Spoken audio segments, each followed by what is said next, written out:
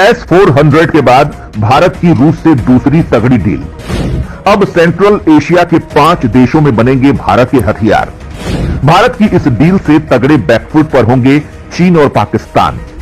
रूस के साथ हिंदुस्तान करेगा अफगानिस्तान में जोरदार एंट्री। दोस्तों, इस वक्त रूस का यूक्रेन के साथ बहुत भयंकर तनाव चल रहा है और अगले कुछ ही दिनों में वहां पर जोरदार युद्ध शुरू हो सकता है। रूस और यूक्रेन के बीच युद्ध शुरू होता है तो ये तीसरे विश्व युद्ध का शंखनाद ही होगा, क्योंकि रूस विश्व का सबसे ताकतवर देश है और खुद अमेरिका भी रूस के हथियारों के सामने पानी भरता है।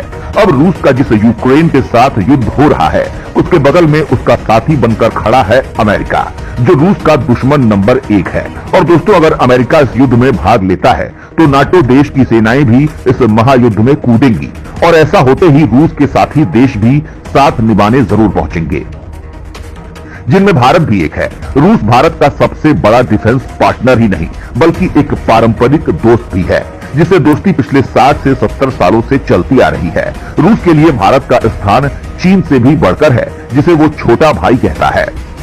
दोस्तों, यहाँ पर हम युद्ध का जिक्र इसलिए कर रहे हैं कि रूस किस परिस्थिति में खड़ा है, लेकिन अपने मित्र राष्ट्रों के हित के लिए भी तैयार रहता है। यहाँ बात हो रही है भारत और रूस की, जहाँ कुछ ही समय बीता है जब रूस के प्रेसिडेंट पुतिन चीन की यात्रा को कैंसिल करके भारत आए थे। उसमें सबसे अहम S-400, AK-203 राइफल्स, रूसी चेकमेट फाइटर जेट्स और Su-57 फाइटर जेट को लेकर बातचीत हुई थी, जिन पर पूरी दुनिया की नजरें थी। अब दोस्तों, रूस एक और जहां अब युद्ध जैसी परिस्थिति से गुजर रहा है, तो वहीं उसने भारत के साथ एक और बड़ी डील करने के लिए संकेत दे दिए हैं। यानी अब एक बार फिर से कुछ बड़ा होने वाला है भारत और रूस के बीच। दोस्तों, रूस के इस संकेत के साथ ही चीन और पाकिस्तान की धड़कनें एक बार फिर से बढ़नी शुरू हो गई हैं। दोस्तों, क्या है ये नई डील? भारत और रूस के बीच अब कौन से हथियार की डील होने वाली है?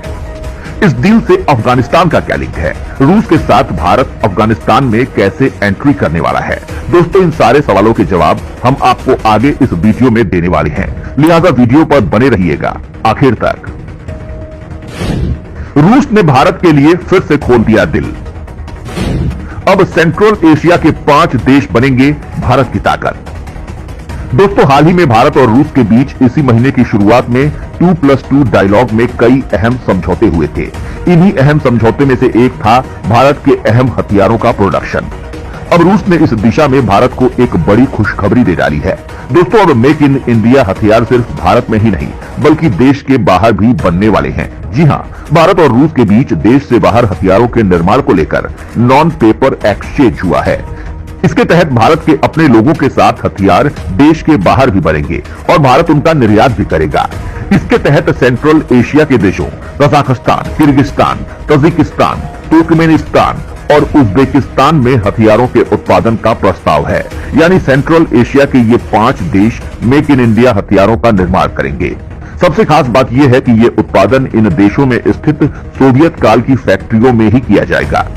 एक रिपोर्ट के मुताबिक दोनों देशों के बीच इसे लेकर सहमति बनी है और आने वाले दिनों में वो इस प्रस्ताव पर आगे बढ़ सकते हैं।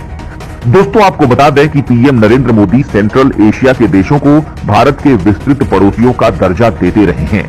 हाल ही में इन देशों के विदेश मंत्रियों की मीटिंग भी दिल्ली में बुलाई गई थी। इस बैठक में अफगानिस्तान को लेकर चर्चा हुई थी, जिसे लेकर कहा जा रहा है कि भारत एक बार फिर से अपनी पैठ पड़ोसी मुल्क में मजबूत करने की स्थिति में आ गया है।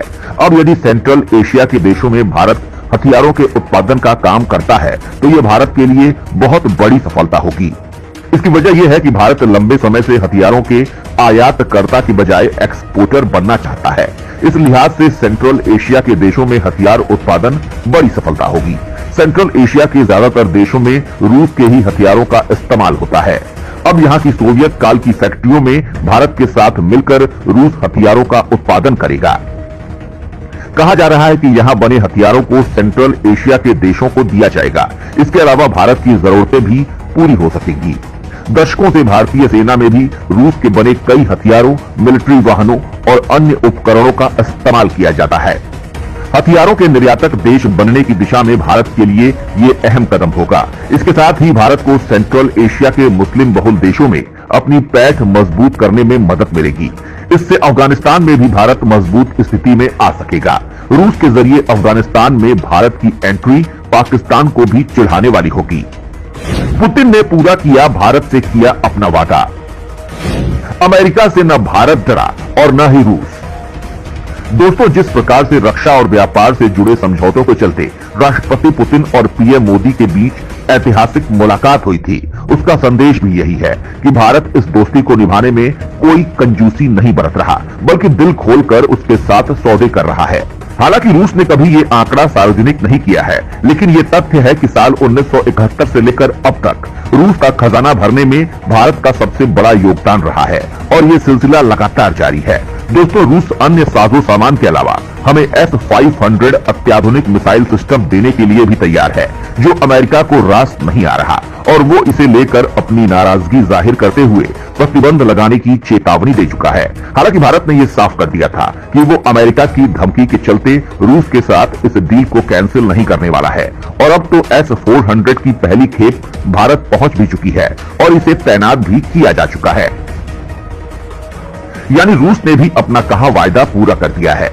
दोस्तों, रूस और भारत की दोस्ती के चलते ही ये संभव हो पाया है। भारत रूस की इस दोस्ती का बड़ा सच ये है कि भारतीय सेनाओं के पास 86% हथियार रूसी मूल के हैं। जब लद्दाख में भारतीय सेना और चीनी सेनाएं आमने सामने आ गई थी, उस वक्त भारत काफी हद तक रूसी मूल के हथियारों पर ही निर्भर था। साल 2014 से लेकर अब तक भारत के करीब 55% रक्षा उपकरण रूस से ही खरीदे गए हैं।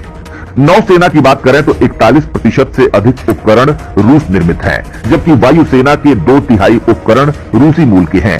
रक्षा विशेषज्ञों के मुताबिक रूसी मूल की प्रणालियों पर भारत की निर्भरता सेना में सबसे अधिक होने की वजह यह है कि इन प्रणालियों का कार्यकाल लंबा होता है, इसलिए आगे भी निर्भरता बनी रहेगी।